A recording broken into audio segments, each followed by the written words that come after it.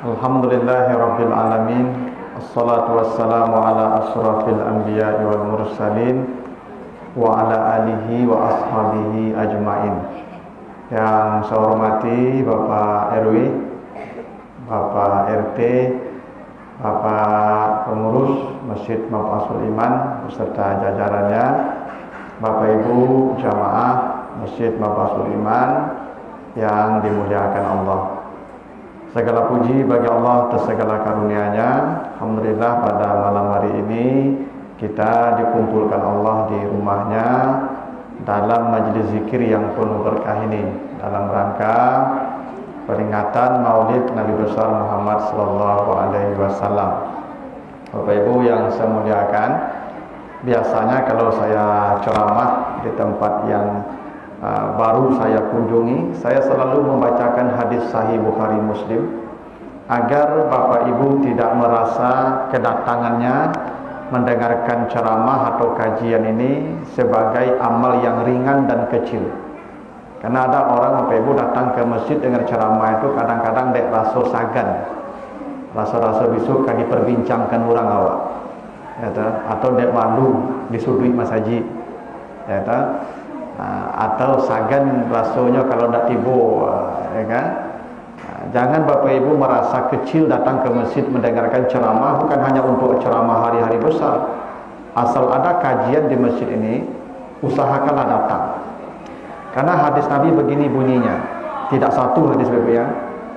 Kata Nabi, "Ma min qaumin yajlisuna majlisan yazkuruna fihillah illa haffathumul malaikah wa ghasyiyatuhumur rahmah wa nazalat alaihimus sakinah wa zakarallahu fiman indah." Tidak ada satu kaum pun yang duduk berkumpul di majlis ilmu, di majlis zikir seperti kita duduk sekarang ini, kecuali kata Nabi ada 4 yang mereka dapatkan saat mereka duduk di majlis itu. Pertama kata Nabi, haffathumul malaikah, para malaikat membentangkan sayapnya di atas mereka sambil memintakan ampun kepada Allah atas dosa-dosa mereka. Jadi Bapak Ibu yang duduk di masjid ini dengar ceramah, itu para malaikat akan berteriak dari langit, kumu maghfurin, pulanglah kalian karena semua dosa-dosa kalian telah diampuni Allah. Jadi Bapak Ibu yang sekarang duduk ini, itu semua dosanya diampuni Allah.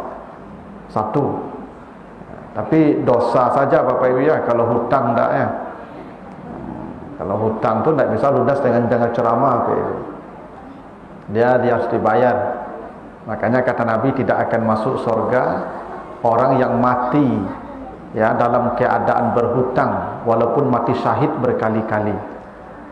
Nah, ini yang selain hutang hapus dengan duduk di majelis taklim.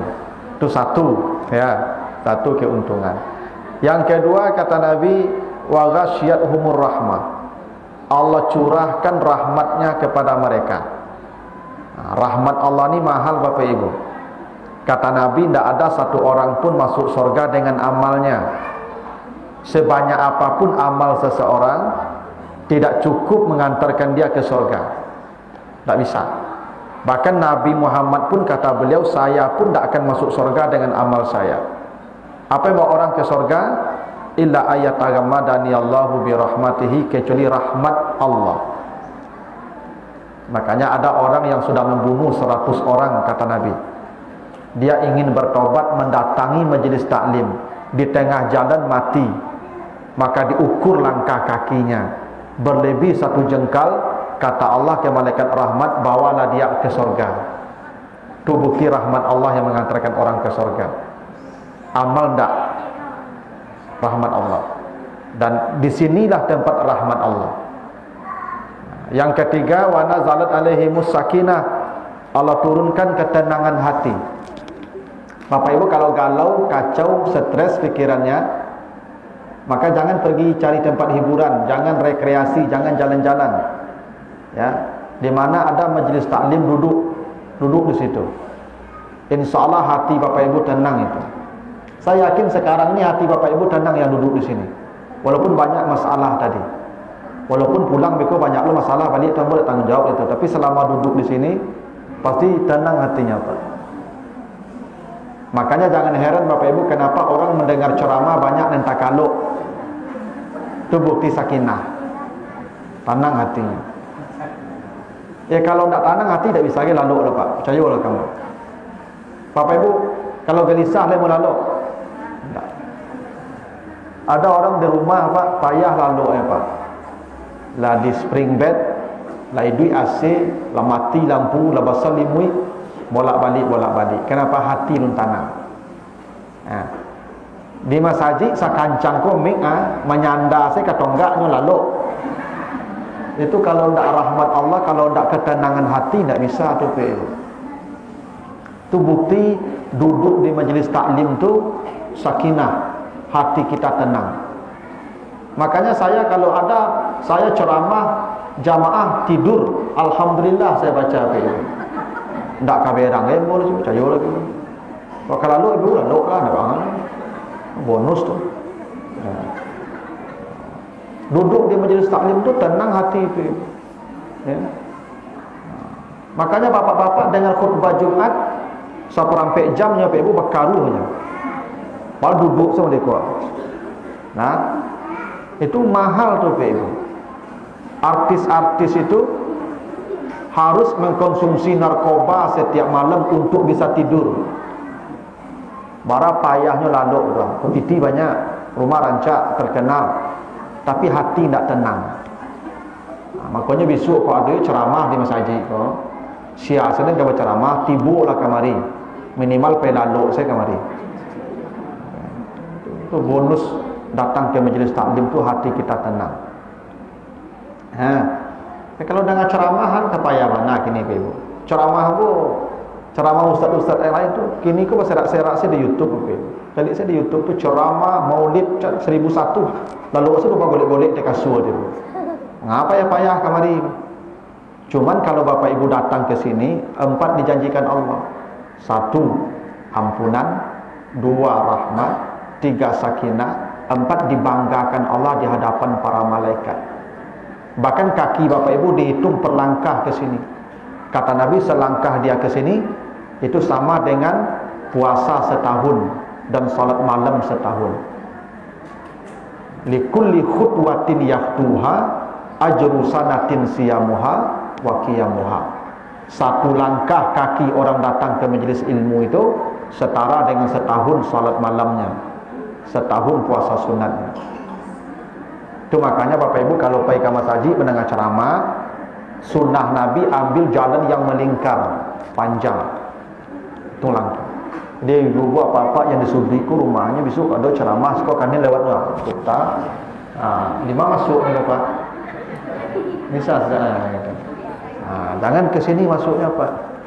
Kalau bisa Pak putar ke Bukit turun lewat aja loh. Bebas dulu. Kalau ada sikau dia tu di belakang wali kota. Itu gak capek Pak Ibu. Ya. Nah begitulah. Jadi jangan pernah Bapak Ibu menganggap kecil datang ke sini. Kalau ceramah itu gitu sebenarnya Bapak Ibu. Mulut saya beda-bedanya Pak. Di sawi itu gitu saya ikut itu. Cuman pahalanya ni baru-baru Bapak Ibu. Yang sampai tadi itu minimal.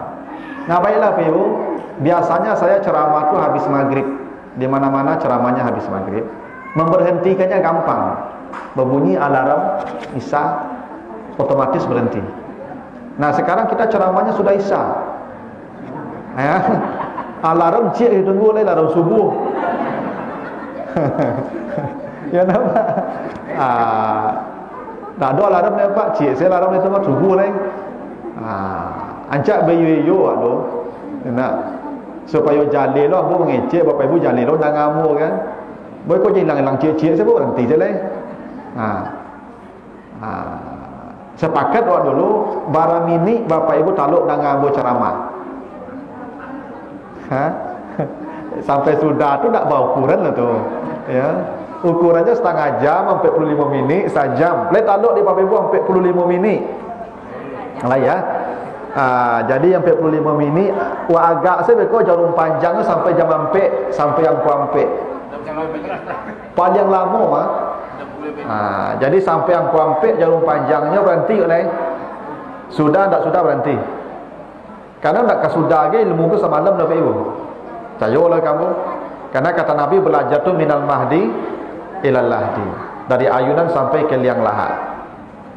Jadi selama 45 menit ke depan bersabar Bapak Ibu ya. Yang barik matanya boleh lalu penyandang. Tak masalah. Anak-anak jangan mota. Anak-anak selama 40 minit tu jangan mota. Hening dulu. Letak tangan. Beku apa ada pertanyaan tu? Jangan mota nak. Sementara yang 45 minit tu tadi ibu-ibu membuat apa nampak tembo. Pokoknya lah ya do beku tu.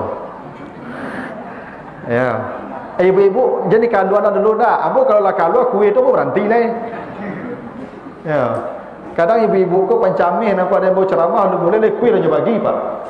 Ambo macam dek kuih dibagi kau pak, ambo rasa tak kena apik, ambo ko hilang konsentrasi ambo deknya. Jadi beko dibagi kalau ada ya beko dibagi. Sabarlah ya 45 minit ya. Kalau ibu-ibu apa-apa mota tu tak mau tagahan lah. Biasalah mota baru cara nak orang gaib mota pak. Kalau anak-anak bertagahan. Baiklah. Bapak Ibu yang saya muliakan, pertama begini, tadi ya menyambung apa yang disampaikan Pak RW tadi, sedikit saya ulas supaya Bapak Ibu juga tidak merasa bahwa datang ke masjid acara-acara perayaan ini sesuatu yang salah. Apalagi disebut sesuatu yang haram, sesat, ujungnya neraka. Perbedaan itu pasti ada. Namanya pemahaman pasti tidak sama. Nah, tugas kita sekarang, kalau Bapak Ibu suka dan merasa dalilnya kuat, ikuti mana yang Bapak Ibu suka. Bapak Ibu kalau tidak suka ada acara-acara seperti ini, tidak usah ikut. Tapi jangan mencela orang yang melakukan. Yang melakukannya, jangan merendahkan yang tidak melakukan. Pokoknya kita melakukan sesuatu itu ada tidak dalilnya. Bahwa dalil kita tidak sama boleh. Bahwa ada dalil yang sama kita pahami berbeda itu boleh. Yang penting ada tidak dalilnya. Nah, karena itu saya sampaikan sedikit di sini. Apa dalilnya kita melaksanakan acara seperti ini? Apakah Maulid Nabi? Apakah Tahun Baru? Apakah Isra Mi'raj? Apakah Nuzul Quran? Nah, coba kita lihat ya. Orang boleh berbeda dengan saya, tapi tidak apa-apa. Karena saya dengan pemahaman saya, setuju ikuti, tidak setuju tinggalkan. Lihat Bapak Ibu surat Al-Maidah 114. Ini awalnya agak serius. Al-Maidah 114. Apa kata Allah? Wa qala Isa bin Maryam Allahumma rabbana anzil alaina ma'idatan minas sama' takunu lana 'idan li awwalina wa akhirina. Nabi Isa pernah berdoa kepada Tuhan. Ya Tuhan, kata Nabi Isa, turunkanlah makanan untuk kami dari langit. Jadi Nabi Isa pernah meminta agar diturunkan makanan dari langit, hidangan maidah. Maidah itu hidangan. Dengan hidangan yang engkau turunkan itu, idan lana, kami akan berhari raya. Jadi kata Nabi Isa, ya Tuhan turunkan kami hidangan dari langit supaya kami berhari raya dengan hidangan yang turun itu. Nah, makanan. Begini. Makanan itu untuk apa? Untuk mengenyangkan fisik kita. Ya apa ya? Untuk menyelamatkan fisik kita dari kelaparan. Jadi pengikut Nabi Isa ini sedang kelaparan, berdoalah Nabi Isa agar mereka diselamatkan dari bahaya lapar ini. Turun makanan dari langit, mereka berpesta. Makanan saja dikirim untuk menyelamatkan manusia dari kebinasaan fisik, itu boleh berpesta. Idan namanya. Nabi Muhammad diturunkan Allah ke muka bumi bukan menyelamatkan fisik kita. Kata Allah di surat Ibrahim ayat yang pertama, litukhrijan nas minaz zulumati ilan nur. Nabi Muhammad dikirim, diturunkan ke bumi untuk menyelamatkan manusia dari kegelapan menuju cahaya, untuk menyelamatkan manusia dari neraka menuju surga. Coba, lebih hebat mana, hidangan yang turun atau Nabi Muhammad yang turun? Nabi Muhammad. Nabi Isa, andai turun hidangan, kami selamat dari kelaparan, kami berpesta. Ini Nabi Muhammad dikirim untuk menyelamatkan manusia dari neraka yang kekal abadi azabnya, menuju surga yang kekal abadi kenikmatannya. Tidakkah layak kita bergembira? Itu dalilnya. Al-Maidah 114. Memang tapi kan tidak ada perintah Allah, gembiralah kamu dengan Nabi Muhammad lahir, berpestalah dengan Nabi Muhammad lahir. Memang kalau itu dicari ayatnya tidak bakal ketemu, baik-baik Ibu. Makanya dalam penetapan hukum itu ada namanya kias, analogi. Bapak Ibu pernah tidak menemukan hadis Nabi Muhammad membayarkan zakat fitrah dengan beras atau dengan uang? Bapak Ibu selama ini zakat fitrah pakai apa? Ada yang pakai uang malah Paknya, ada yang pakai beras. Nabi itu tidak pernah membayarkan zakat fitrah kecuali sa'an min tamar atau sa'an min sa'ir. Nabi tidak pernah membayar zakat fitrah kecuali korma atau gandum. Tidak pernah, kecuali korma dan gandum saja. Lalu kenapa kita bayar zakat fitrah pakai beras, apalagi pakai uang? Nabi tidak pernah mencontohkan pakai uang. Ada tidak uang pada masa Nabi? Ada dinar, ada dirham, ada. Tapi kenapa Nabi tidak pakai uang? Kenapa sekarang kita pakai uang? Kenapa sekarang kita pakai beras? Berlaku kias. Apa kiasnya? Makanan pokok. Makanan pokok kita beras, apa? Pakai beras. Kalau ditanya ada tidak hadis bayar zakat fitrah dengan beras atau Nabi mencontohkan, tidak bakal ada. Cuman dikiaskan. Lalu uang bagaimana? Kita bayar zakat fitrah pakai uang. Dari mana dasarnya pakai uang? Karena kata Nabi zakat fitrah itu tu'matan lil masakin, adalah memberi makan kepada orang miskin. Makanan itu salah satu kebutuhan primer. Kebutuhan primer manusia itu ada 3. 1 makanan, 2 pakaian, 3 tempat tinggal. Sama-sama primer 3-tiganya. Karena itu kalau ada orang di hari raya kita kasih uang, dengan itu dia beli baju untuk berhari raya, tidak apa-apa juga. Setara dengan makanan juga, karena kebutuhan pokok juga baju di hari raya, ya nak? Boleh. Atau dia tidak bisa bayar kontrak rumah, kalau tidak diusi ulangnya dibayarkan zakat fitrah padanya, dibayarkannya untuk kontrak rumahnya. Boleh tidak? Boleh. Kenapa? Pokok setara dengan makanan juga, tempat tinggal itu. Ya. Itu berlaku kias. Bapak Ibu pernah tak Nabi berzakat? Ada zakat profesi namanya. Pegawai dipotong gaji zakat. Ada tak pada masa Nabi? Kenapa sekarang ada? Kenapa kita nak bilang itu sesat? Itu berlaku kias. Kata Allah, infakkanlah mimma min thayyibatin ma kasabtum. Semua usahamu infakkan. Profesi itu usaha. Zakat ke situ pakainya. Kalau kan dicari dalil yang pasti ke situ, ada kamu bunyi loh Bapak Ibu. Jadi Bapak Ibu, Nabi Isa saja turun makanan dari langit, mereka berpesta. Padahal makanan itu yang diselamatkan hanya fisik.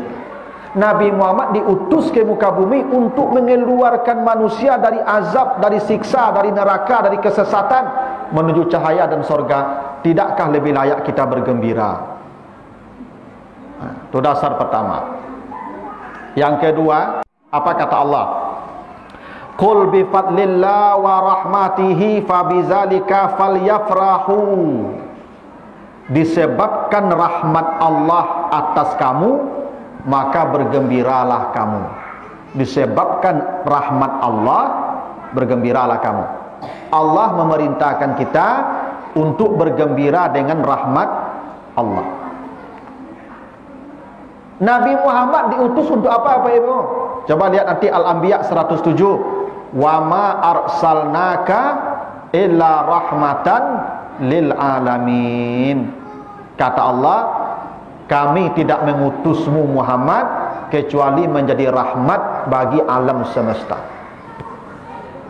Tadi perintah Allah di surat Yunus ayat 58, karena rahmat Allah bergembiralah kamu.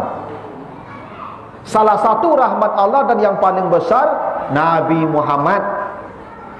Maka wajar kita bergembira Nabi Muhammad lahir karena perintah Allah, bergembiralah kata Allah dengan rahmat Allah. Dan Nabi Muhammad itu rahmatan lil alamin. Jadi Bapak Ibu, yang merayakan maulid bukan tidak punya dalil. Dalilnya ada. Bahwa ada yang tidak setuju, itu sah saja, tidak apa-apa. Yang tak boleh itu saling mencela, saling mengatakan itu sesat. Maka jauhi yang begitu-begitu.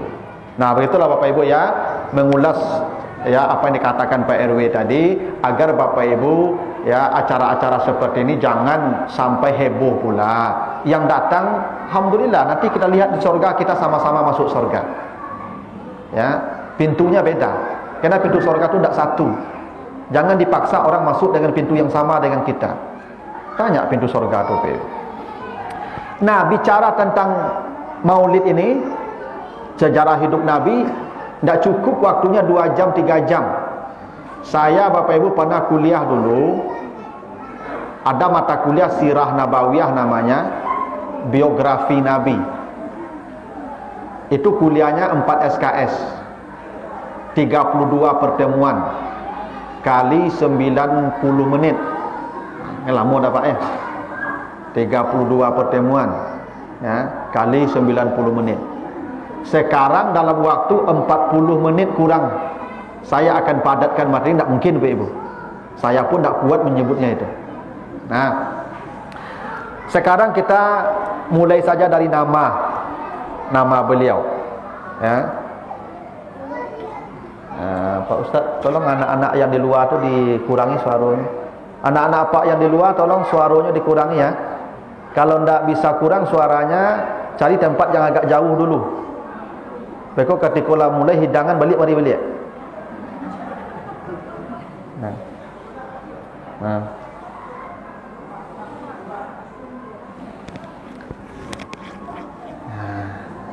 Ini anak-anak lebih ramai dari ibu-ibu atau apa-apa, karena memang banyak apa-apanya nak kamari.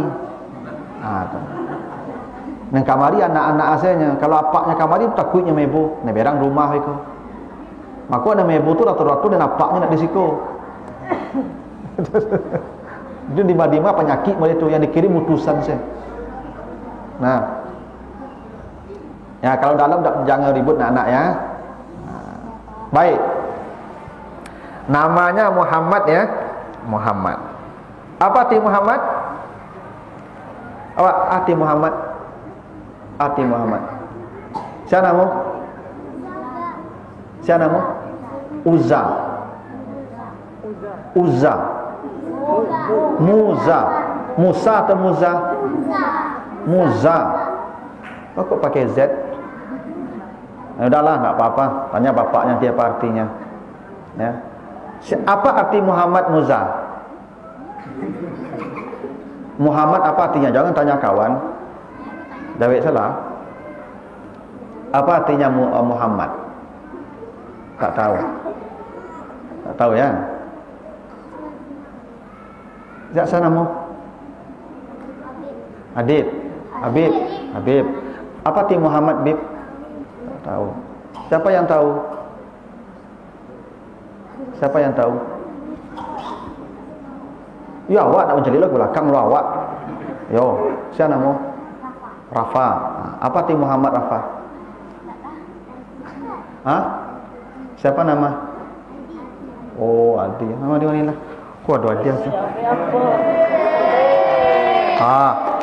No. Wah.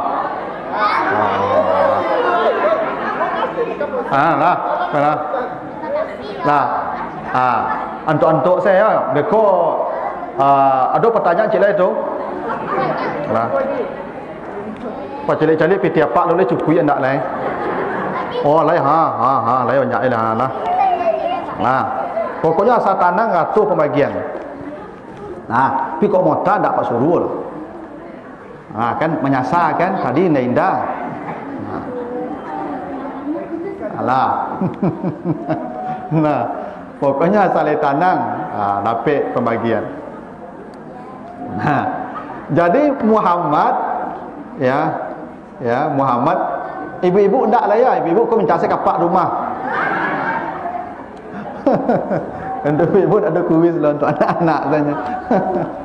Nah, jadi Muhammad itu artinya orang yang dipuji. Muhammad, ya, Muhammad. Orang yang dipuji itu bahasa Arabnya bisa Muhammad, bisa Mahmud. Sama-sama isi maf'ul namanya. Muhammad, Mahmud sama artinya. Ya. Kenapa Nabi kita namanya Muhammad, kenapa tidak Mahmud? Ada tak nama orang Mahmud, Bapak Ibu? Ada kan? Banyak nama orang Mahmud, Pak. Sama artinya itu. Sama-sama orang yang dipuji. Mahmud yang dipuji, Muhammad yang dipuji. Bedanya apa? Apa bedanya? Kalau Mahmud namanya sulasi mujarrad, sekali saja dipuji. Kalau Muhammad mazid plus taksir, banyak, terus dan selalu akan dipuji. Sejak lahir sampai hari kiamat tidak akan berhenti dipuji. Itu namanya Muhammad. Muhammad itu tidak akan pernah berhenti dipuji. Taksir namanya. Ziyadah plus. Bahkan jangankan orang Islam, orang non-Muslim pun mengakui kemuliaan Nabi. Itu kenapa ada satu buku yang terkenal, 100 tokoh paling berpengaruh di dunia. Penulisnya non-Muslim, Michael Hart namanya. Nabi Muhammad nomor 1 non-Muslim itu. Nabi Muhammad ini Pak Ibu, terpujinya Masya Allah sampai hal yang sekecil-kecilnya. Makanya di surat Al-Ahzab itu ayat 21, laqad kana lakum fi rasulillahi uswatun hasanah. Itu rafa, contoh teladan yang paling tinggi. Rafa, dhammah, nya dhammah. Tapi bisa dibaca i. Laqad kana lakum fi rasulillahi iswatun, sama. Dua-duanya boleh. Kalau i dia kasrah, sampai hal yang kecil-kecil pun Nabi Muhammad itu terpuji. Jadi Nabi Muhammad ini Bapak Ibu terpujinya bukan dari kecil, bukan dari lahir, bukan dari jadi Nabi, sejak lahir. Coba Bapak Ibu baca sejarah Nabi. Gini, salah satunya. Ketika Nabi Muhammad lahir, beliau ya disusukan selama diasuh oleh Halimah ya. Halimatus Sa'diyah selama kurang lebih 5 atau 6 tahun. Gini. Ketika Nabi Muhammad lahir, itu tradisi Arab, ini tradisi bangsa Arab, anak ini ya diasuh oleh orang lain. Anak ini disusukan oleh ibu susuannya, tidak oleh ibu kandungnya. Itu budaya begitu. Nah, ini dulu.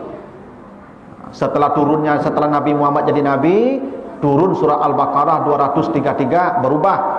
Wal walidatu yurdi'na auladahunna haulaini kamilaini. Para istri, para ibu wajib menyusukan anaknya 2 tahun sempurna. Siapa yang wajib menyusukan? Wal walidat, yang melahirkan. Begitu kata Allah. Kalau ada ibu-ibu yang tak mau menyusukan anaknya, tanggung dosa di akhirat. Ngetuntut dia anak besok. Tak akan masuk surga ibu lah. Kalau ibu-ibu sibuk pakai rajo tu anak baparan sesusu lah tak di kulkas sebut dot dan kinyo itu. Siap-siap lah ibu tanggungjawab di akhirat besok. Iya. Karena perintah Allah, ibu-ibu wajib menyusukan, bukan bagi air susu, menyusukan. Ya. Kalau menyusukan tu bibir anak tu ke puting susu kita, tu menyusukan namanya tu. Kalau ada ibu-ibu yang tak mau begitu, apalagi alasan sibuk bekerja, nanti ibu tanggung jawab di akhirat itu, dituntut di anak tu besok tu. Ya.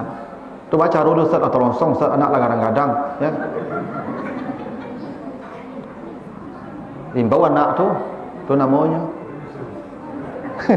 Nak suruh nyusul, lepas lah kadang tu, nyusul lah. Ya tu. Ya. Minta kerelaan kenyol lain. Maka Halimah datang dengan kondisi yang memprihatinkan. Di kampung itu hidupnya miskin, kendaraannya kurus, badannya kurus, anak yang menyusu pun tak kenyang. Dia sudah punya anak namanya Hamzah. Karena kantong susu Halimah itu sebelah kiri saja ada airnya, yang kanan kosong. Kenapa? Kurang gizi. Ibu-ibu kalau kurang gizi biasanya susu kariang. Ya. Cuma kau apa-apa jam berang-berang ke ibu ketika menyusuan tu. Kalau ini perasaannya habis susunya langsung. Ya kan? Kau ketika ibu menyusukan tu Pak, siram je piti gak banyak. Maknanya sehat. Ini cara menyehatkan ibu-ibu kau murahnya Pak. Siram je piti. Asal disiram je piti sehat. Tapi kalau mulai kariang piti Pak, hanya asam urat naik, kolesterol naik, ya tensi naik. Ya, menyehatkan ibu ke murahnya.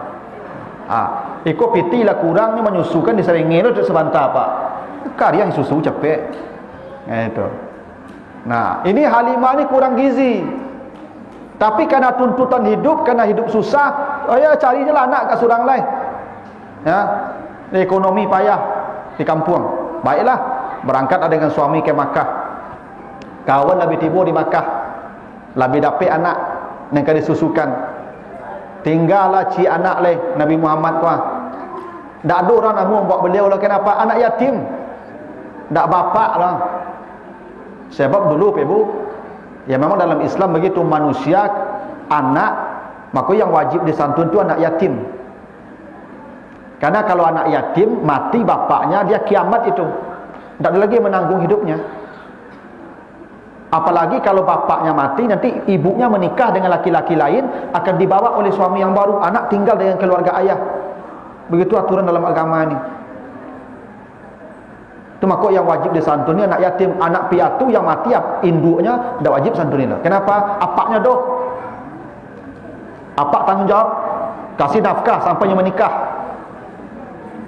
Ya. Tapi kalau bapaknya mati, itu wajib disantuni itu. Karena dia sudah selesai itu, hidupnya payah itu. Nah, makanya dalam Islam ni Ibu, kalau terjadi perceraian suami istri, anak dibawa oleh ayah. Ibu akan menikah dengan laki-laki lain, dibawa pula oleh suami yang baru. Laki-laki ini akan menikah dengan laki perempuan lain, istri dia tanggung, anak dia tanggung, ayah ibunya dia tanggung. Itu aturannya begitu. Ya, harusnya begitu. Cuma di kita di Minang ni Pak, enggak.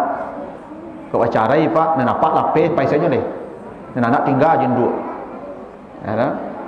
Apa nan situ dah kau masuk surga tu, tanggung jawab. Kalau diceraikan istri sedang hamil, melahirkan, agen kapak tu langsung. Kau anak udah buatlah. Itu.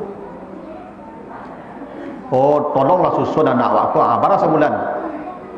Betong lah ibu. Ya tu. Itu aturan agama begitu. Jadi Nabi Muhammad ini tak ada yang mau mengasuh anak yatim. Ya. Anak yatim. Duduk elok balik. Kau pertanyaan sebentar lagi muncul lagi kau.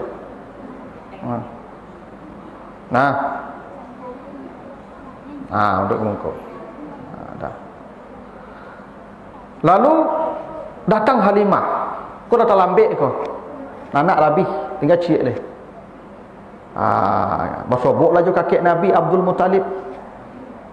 Halimah, kau lihat dua anak surang, anak yatim, bapaknya tak boleh, buat kakeknya. Kalau kau mencari piti banyak, dia tak bisa lah. Pak tak boleh, maknya tak boleh piti dah.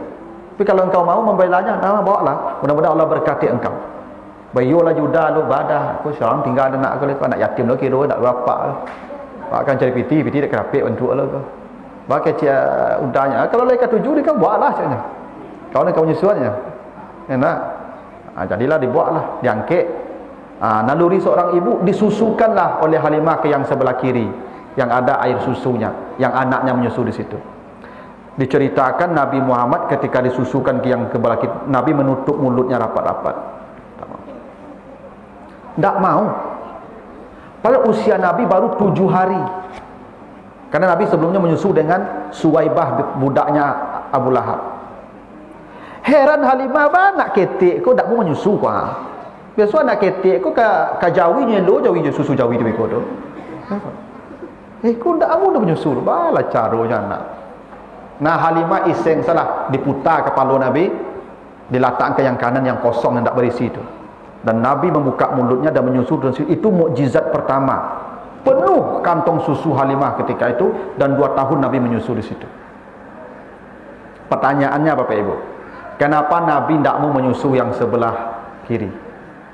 Kenapa Nabi mau ke yang sebelah kanan? Kenapa? Coba. Karena air susunya banyak. Mantap. Suka. Mantap. Salam nak celo.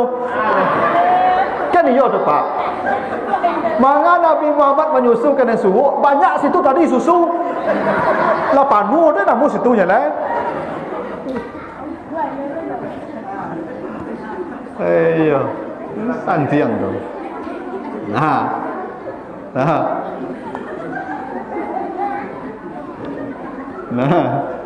Dan duduk di janjang rugi. Jauh-jauh duduk. Jadi jawabannya betul dia. Tak salah tu. Lepas tu mah. Kalau susu banyak disuruh. Nah. Tapi yang lebih hebat dari itu jawabannya, ya, karena yang sebelah kiri milik orang. Itu punya orang. Yang tak berpunyuk dan suruh apa. Itu makanya Nabi mau ke yang kanan, karena yang kanan belum ada pemilik dan belum ada yang menyusu ke sana. Maka Nabi mau. Coba bayangkan hebatnya Nabi Muhammad ni Pak Ibu. Usia 7 hari sudah bisa membedakan mana yang punya orang, mana yang punya kita.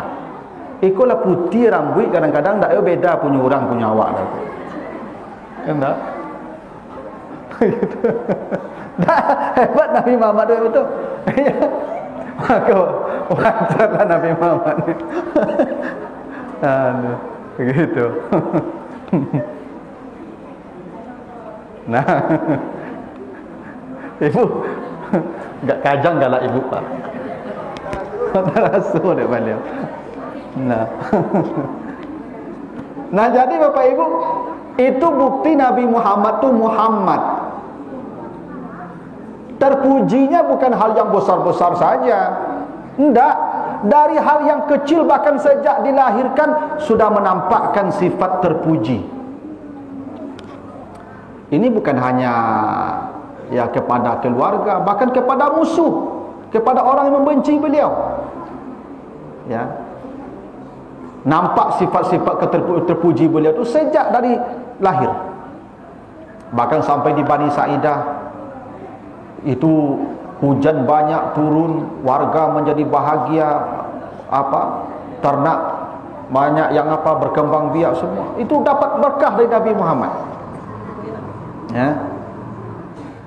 Bahkan Nabi Muhammad ni Ibu, ya kalau sudah jadi nabi, itu tak bisa lagi disebutkan seperti apa terpujinya beliau. Ya.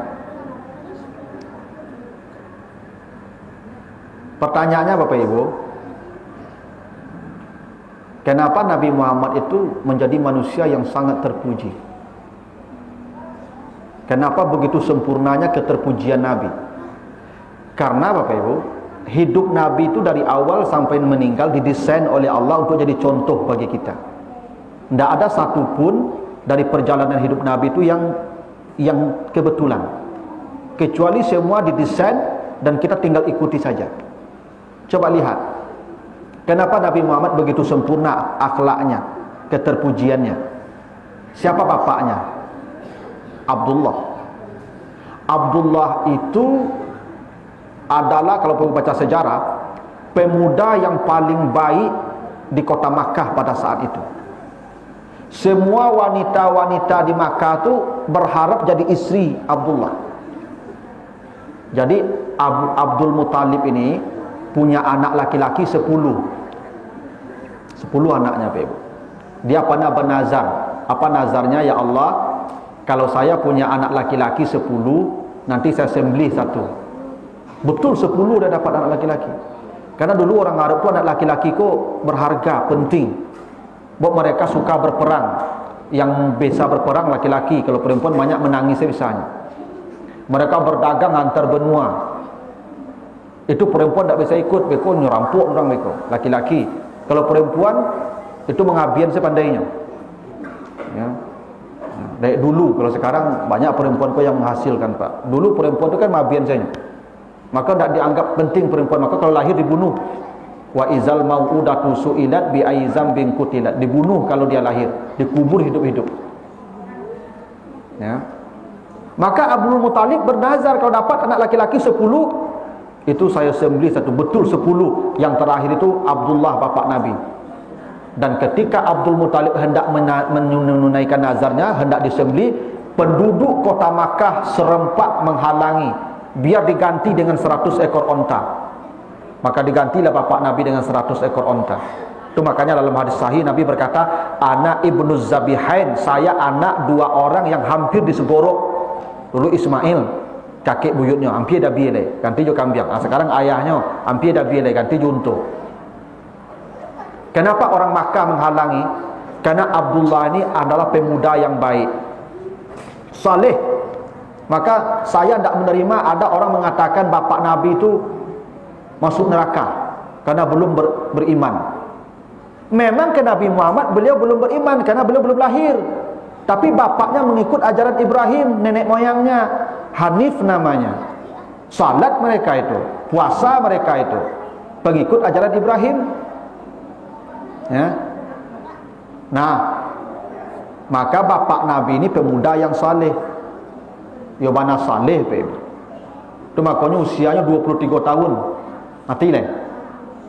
Setelah menikah dengan Khadijah dengan Aminah, umur 23 tahun menikah, hamil Aminah, dipanggil oleh Allah. Itu memang dalam ada pamiyo di kampung Bapak Ibu. Orang kalau mati muda kau memang ratu-ratu orang elok. Nah, itu ya. Amo dah sampai boden tua kau elok laku lo kau ajan selapano Bapak Ibu. Di kampung Bapak ada pamiyo cerita. Kalau ada anak bujang mati kan, nyeyo elok laku macam. Nabi Muhammad itu bapaknya begitu tuh. Ya. Ibunya Aminah. Apa artinya Aminah? Wanita yang jujur. Amin. Dan Aminah itu juga wanita yang paling baik di zamannya. Bertemulah dengan bapak Nabi Abdullah, pemuda saleh, Aminah, wanita saleha, menikah, lahirlah orang yang Muhammad, yang terpuji. Nah, ini pelajaran penting Bapak Ibu nih. Kalau ingin mendapatkan anak-anak seperti Muhammad, carilah bibitnya Abdullah dan lahannya Aminah. Lahir nanti Muhammad pohonnya tuh. Jangan berharap pohon yang baik tumbuh dari bibit yang tidak baik. Jangan berharap pohon yang baik tumbuh di lahan yang tidak baik. Nah, ini penting Bapak Ibu. Karena sekarang ini kita ini kalau cari menantu selalu orientasinya pekerjaan. Di mana kerajo dokter itu 2 hari pesta Bapak Ibu di gedung tuh. Iya. Tapi kalau mana kerajo nyegari masaji, itu mah doa seketik saja. Enggak biaya mesti siku.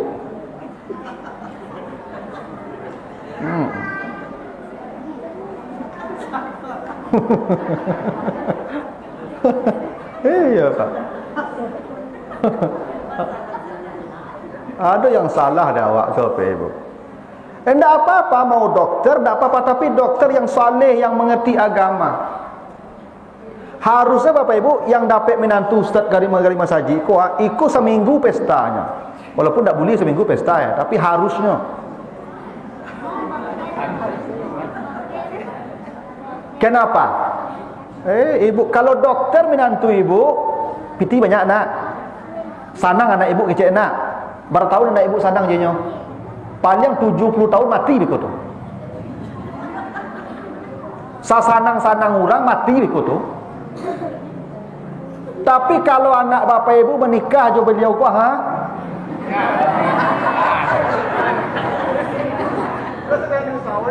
Iya. Iya tu lah. Andai menikah je beliau ko anak bapak ibu Masya Allah, kata Nabi, man hafiza man ta'allamal Quran wa hafiza wastazhara adkhalahu Allahul jannah wa syaffa'a asyrata min ahli baitihi aujabat lahumun nar. Siapa yang mengajar, yang belajar Al-Quran, dia hafal Al-Quran, apa kata Allah? Kata Nabi, dianya masuk surga, tambah 10 keluarganya yang divonis masuk neraka. Yang divonis masuk neraka 10 angkat ke surga otomatis. Ibu ko dapat beliau ko jadi menantu apaknya amaknya mintuonya dua ampe baru tu tambah 6 lagi para le. Oh.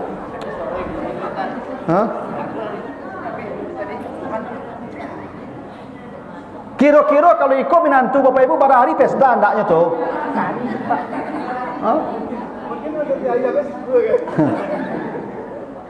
Nanti bapak ibu baca surah Ali Imran 91.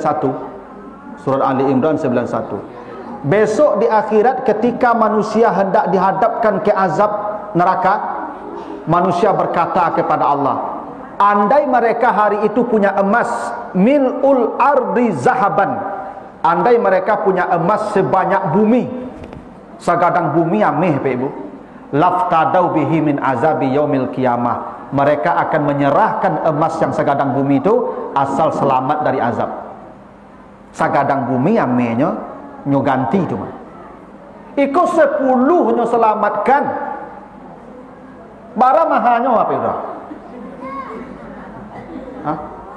Jadi ambillah kau leko ajalah. Ini lapet je lah yo kau.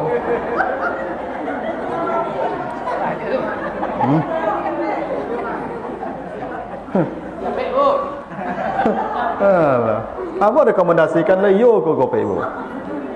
Kalau boneh kau. 10 nya selamatkannya. Ibu pergi ke manuang saya sesumayang saya ibu lah tapi kau selamat dia tu. Ya. Kata Nabi begini Bapak Ibu, sab'atun yuzilluhumullah fi zillihi yauma la zilla illa zillu. Ada 7 manusia yang diamankan Allah di padang mahsyar saat manusia kepanasan, kehausan, 50.000 tahun akan berdiri di padang mahsyar Bapak Ibu. Tapi ada 7 manusia yang Allah selamatkan di padang mahsyar itu. Dari yang 7 itu salah satunya syabun nasya'a fi ibadatillah, anak muda yang ahli ibadah. Itu langka kok Ibu. Kalau orang gaek rajin ke masaji, kecek malaikat tu yo dah ke mati dah ceknya, dah kalamu lah ceknya. Tapi yang mode ko ko barang langka ko Ibu. Ya. Wah. Harusnya mode ko yo tu ampe japui ego. Pesta seminggu Pak. Warah-garah loh.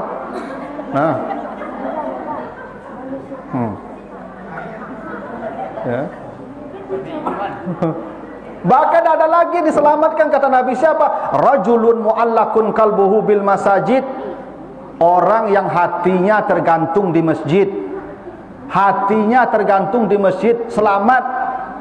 Ikut ndak hati di masjid le, yo badan-badan dalam masjid. Kurang aja le. Itu. Ikulah level Abdullah kau Ibu. Tinggal Aminah sih dicari le. Asal apa sabu aminal ala duan le. Muhammad bekoto.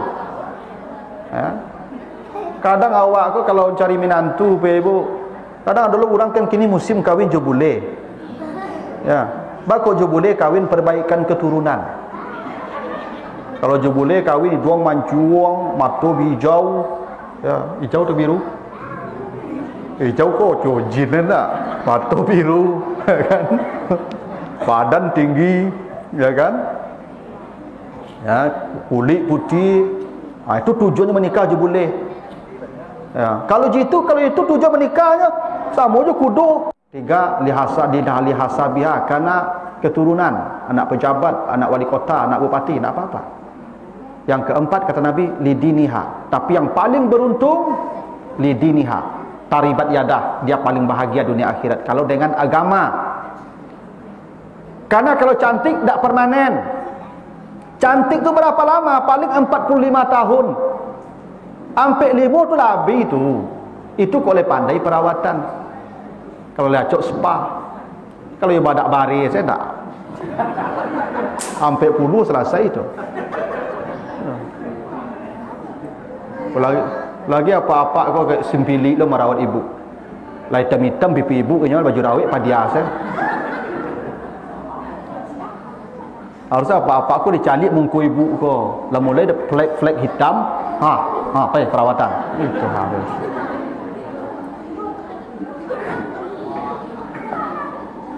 Kau ndak. Orang rumah kawan dipuji. Ibu tu berhasil mungku ndak. Kilik glowing. Kecik ibu, Pak tadi yang mau tanya ke ibu tu, perawatan tu di dokter kulit sekali perawatan tu 2 juta. Kecik apa adanya saja. Aku mencintaimu apa adanya. Kalau lah kakak dua piti tu apa adanya saya. Tapi orang rumah kawan tadi dipuji. Itu makanya ibu-ibu kok digambarkan dalam Al-Quran seperti sawah. Apa ya? Nisa'ukum harsun lakum. Istrimu tu sawah kata Allah.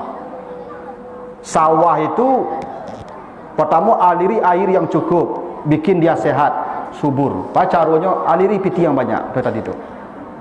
Siram je piti tarui. Saya disiram je pitinya sehat. Saya Bapak Ibu tahu tak kenapa istri Nabi Nuh berkhianat? Tahu? Istri Nabi Nuh itu berkhianat. Baca di At-Tahrim ayat yang ke-10 itu. Berkhianat istri Nabi Nuh itu. Kenapa? 950 tahun berdakwah. Inni da'autu qaumi lailan wa nahara. Siang malam berdakwah tak pernah bawa piti pulang. Karena Nabi Nuh kok beda je ustaz kini, Pak. Kalau ustaz kini pulang, Allah yang membawa. Kalau Nabi Nuh 900 tahun tak ada, Pak. Maka Bapak Ibu, karena jadi ustaz itu tak profesi. Tapi tahu ya, ustaz itu bukan profesi, tak boleh. Ustaz ini menyampaikan ilmu, menyampaikan kebaikan itu kewajibannya. Saya diberi ilmu oleh Allah, wajib saya sampaikan. Kalau tidak saya diazab nanti. Sama dengan salat hukumnya itu. Jadi berceramah ini bukan profesi, kewajiban. Tak boleh ada upah, tak boleh ada honor, tak boleh. Kalau yang dia pergi pengurus, tak ada honor tu. Itu sedekah jamaah. Yang honor tu ada kontrak. Misal Pak pengurus nelfon nambah, Ustaz, bisa tak mesti mulut Nabi Ustaz hari Kamis di Masjid Ambo? Oh insyaAllah Pak. Bara Ustaz? Tu tak boleh tu Pak. Kalau bara tu bawa nanti pengurus atau jamaah, Ustaz ini sedekah dari jamaah, tu boleh sedekah. Kalau sedekah kan tak ada batas. Bisa 10.000, 20.000, 100.000, 50 juta tergantung jamaah. Ya, tak ada batasnya Pak Ibu. Kalau sedekah kan tak ada batas. Yang tak boleh itu kalau dokter dia profesional. Ambo pernah bawa ayah ambo ke dokter saraf Bapak Ibu. Ayah ambo sakit lu mau bawa ke dokter saraf di sawahan tu. Tiba di dokter tu Pak Ibu, nya tokok-tokok su luti ayah ambo nya Pak. Tokok su tokok kidah, sampai kali tokok. Alah dok, alah, bara dok 2 tui mana kau lutui saja. Apa kaya tu kan? Iya. Itu boleh. Halal, profesional. Ustaz enggak boleh. Kalau ada ustaz nanti Pak yang bertanya berapa Pak, jangan undang. Karena bukan profesional kita jadi ustaz nih Pak. Kewajiban. Bawa jamaah mau bersedekah itu soal lain. Ya. Makanya Bapak Ibu kalau bercita-cita menantu ustaz tu kakayo. Hentikanlah menantu ustaz. Tak kakayo ke tu. Kalau cita-cita kakayo, cari menantu ustaz, tak kakayo ke lah. Cayolah kamu. Nabi Nuh kenapa istrinya berkhianat? Karena Nabi Nuh tak pernah punya uang banyak. Ibu-ibu ni kalau mulai tak pinyu-pitinya mulai stres. Datang tawaran menarik, ada orang tua kaya raya.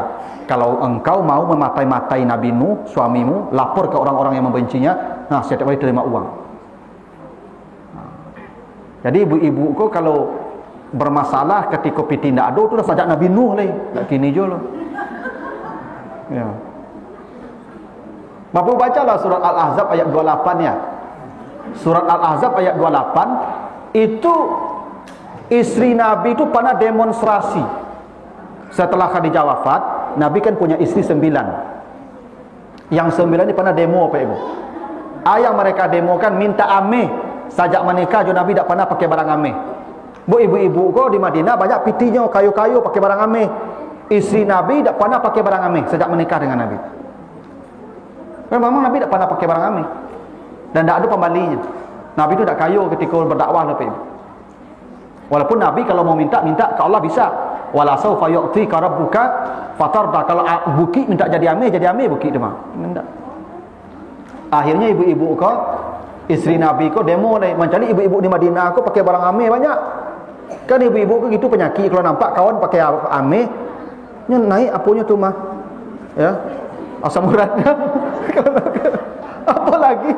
Penyakit ibu-ibu kau kalau pakai ameh Pak, kalau pakai cincin, nyocok menggaruk-garuk itu. Yo, tak tanang loh Pak, pokoknya kalau pakai galang ibu kau, itu Masya Allah Pak. Itu kalau pai sumayang tu Pak, pakai galang seru Pak. Itu takbiratul ihramnya tu beda Pak. Kalau ibu-ibu tak pakai galang kan Allahu Akbar, capek nak. Yang pakai galang tak Allah kencang seperti itu. Saya lagi tak itu. Ada ibu-ibu tu citu baik kawan saji kan pakai galang kan sebanyak-banyaknya. Makanya ibu-ibu tu kalau pakai galang amih kan langan baju je balah pangan nak. Begadang langannya kan supaya ketika pikun paruka juga nampak kok kunyang. Ibu-ibu tu istri-istri Nabi tu citu ndak kuatnya lah. Mencari ibu-ibu kok pamer barang amih. Maka minta amih dulu lah kan Nabi. Ya, minta ameh kan Nabi. Kata Nabi apa? Turun ayat Al-Ahzab 28 tu. Bila kau ingin emas, mari kata Nabi. Saya kasih emas. Tapi setelah tu kalian saya ceraikan fa usarrih kunna. Kalian bercerai dari saya. Mau pakai emas, berhenti jadi istri saya atau jadi istri saya tanpa emas sampai mati. Akhirnya istri Nabi, biarlah kami tak dapat ameh, asalkan jadi istri engkau selalu. Itu artinya apa? Ibu-ibu ni memang masalah Pak. Kalau memang ya, apa namanya tu piti ku mulai sayui. Itu makanya ibu-ibu tak bisa tu jadi ya, kalau cita-cita kayu cari menantu ustaz tak bisa. Tapi kalau ibu-ibu dapat menantu ustaz 10 selamat dari neraka. Kenapa? Bibit yang saleh akan menumbuhkan tanaman yang baik. Sayalah Pak Ibu. Jadi pesan ambo tadi yang beliau nak cik ko ajalah pennya tu. Mana tadi ko? Ya. Itu langkah tu Pak Ibu. Ya. Gitu. Nah, itulah pelajaran penting Ibu ya. Satu saya dulu. Lewek sampai jampe dari jananya. dah lewat yang sampai sana. Ada pertanyaan tak Bapak Ibu? Silakanlah ibu-ibu kalau ada mau bertanya dulu. Ada pertanyaan ibu-ibu? Silakanlah ibu-ibu, bebas.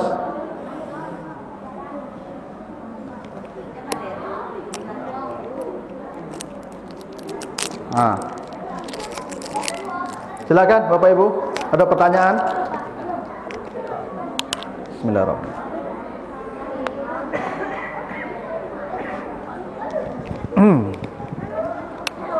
Baik ya. Kalau tidak berarti kita cukupkan saja begitu. Jadi yang paling penting Bapak Ibu, jadikanlah agama itu prioritas. Itu penting sekali. Bapak Ibu akan mencari menantu setelah ini, agamalah nomor satu. Tidak ada pilihan lain saya buat agama. Karena agama itu permanen. Ya, agama itu permanen. Sampai ke akhirat, manusia yang paling bahagia kelak kata Allah, nanti baca surat Ar-Ra'd ayat 23. Surat Ar-Ra'd ayat 23, jannatu adnin yadkhulunaha wa man salaha min abaihim wa azwajihim wa zurriyatihim. Manusia yang paling bahagia kata Allah adalah mereka yang kelak dikumpulkan di sorga bersama bapaknya, ibunya, istrinya, suaminya, anaknya, cucunya, dikumpulkan di satu komplek oleh Allah. Itulah manusia yang paling bahagia di akhirat. Ya. Jadi ibu-ibu jangan pernah berkata ya, ibu suami ibu yang di dunia ini suami ibu di akhirat nanti. Bapak istri bapak yang sekarang di dunia, ini juga istri bapak di akhirat nanti itu. Jadi ibu-ibu pernah lo mengecek dia disuruh gosok dan cari ini lain batu panik dan kau perangainya. Jangan. Yang ikut gue besok kau. Kadang ada ibu-ibu kau protes, Pak Ustaz, dia suruh gue tu apa-apa besok dia pergi bidadari. Ya, yang paling ketek dapat 2, yang paling banyak ada batal lah. Tu kami kerja dia situ besok lah cik. Dapat bidadari apa-apa. Ibu kalau masuk surga, bidadari itu tak seujung kuku ibu. Tak ada nilai bidadari dibanding ibu. Ibu kalau masuk surga, bidadari itu kecil. Cantik ibu jutaan kali lebih cantik dari bidadari itu. Ibu masuk surga besok tak mau dekor. Kalau mau dekor, tak laku di surga mau dekor. Di surga tu Masya Allah, ya. Mala ainun ra'at, tak bisa dicari mata bantu ibu loh, rancak. Dia rusul ibu leh. Jadi ibu beribadah saya elok. Ya. Gitu. Nah, begitulah dulu Bapak Ibu ya. Mudah-mudahan ada manfaatnya. Kalau ada pertanyaan, kita cukupkan dulu begitu. Ya. Angkit lah foto leh, Pak Don kena angkit. Ya, lebih kurang mohon maaf. Assalamualaikum warahmatullahi wabarakatuh.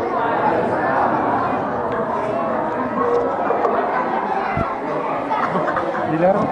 Oh iya. Terima kasih banyak kepada Buya kita yang telah menyampaikan topik agama kita bersama. Saya sebagai pengucapkan maaf. Assalamualaikum warahmatullahi wabarakatuh.